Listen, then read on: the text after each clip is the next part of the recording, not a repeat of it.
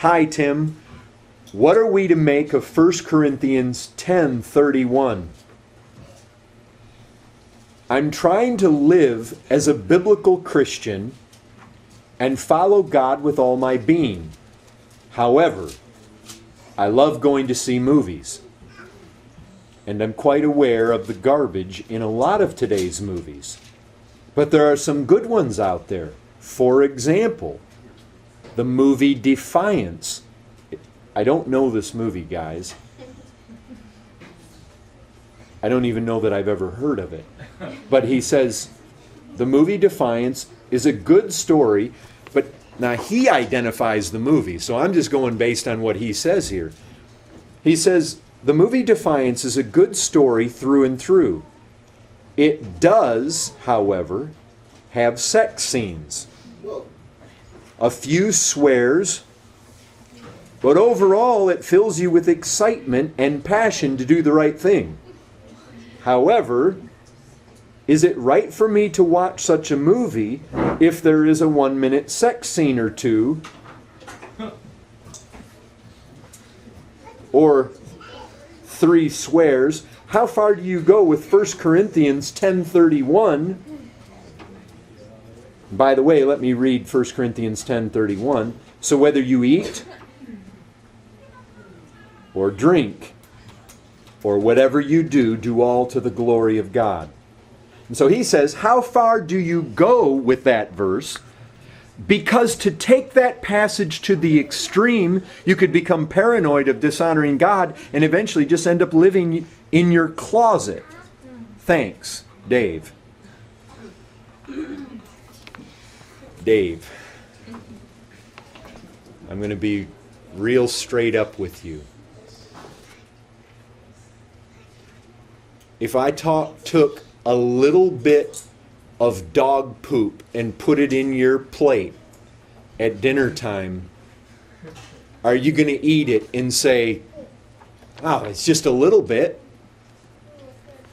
Dave, I don't know if you're married or not. If your wife just slept with another man once in a while, just a little bit, is that okay?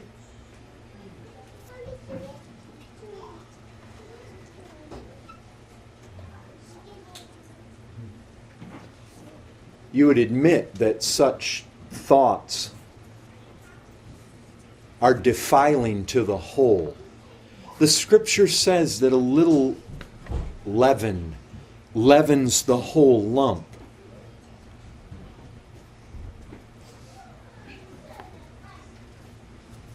I guess what I would say here is, Dave, you're creating a scenario that just isn't even true. You're justifying your sin by creating a straw man. You say that to take a passage to the extreme, you could become paranoid of dishonoring God and eventually just living in your closet. Thanks, Dave. Let me tell you something. The early church, the apostles, the Apostle Paul, he didn't have internet, he didn't have movies, he didn't have TV shows, he didn't have all that, and he didn't have to, those men, those women did not have to live in a closet.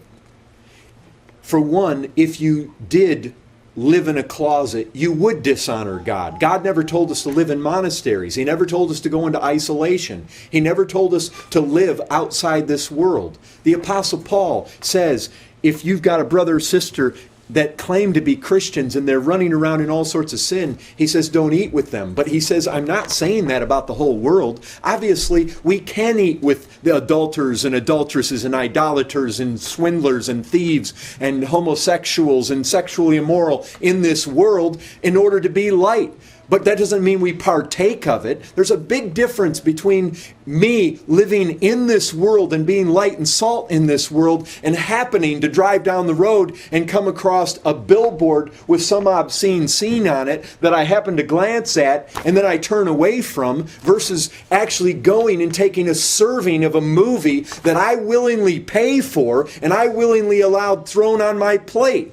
It's one thing if you eat and there's garbage in your food and you didn't know it was there, or by accident, or something just happens to be thrown there in the providence of God, it's a whole other thing. If you determine and you actually order your life in such a way that you partake of such things. I'll tell you this, in the Old Testament, if they blaspheme the name of God, they put men and women to death for that. Is that a serious thing with God? And are you going to allow yourself just willingly to have His name ran through the mud and to write that off as being extreme in seeking the glory of God? Sex scenes, what does the Scripture say? It says, flee fornication. Are you running from it if you sit down and willingly allow it to come across there and to defile your mind? The Scripture says, the Apostle Paul in 2 Corinthians 7:1, let us cleanse ourselves from every defilement of body and spirit, bringing holiness to completion in the fear of God. Dave, let me tell you something. God says through the Old Testament prophet Isaiah, to this man will I look. Do you know who that man is? It's the man that God says trembles at His word.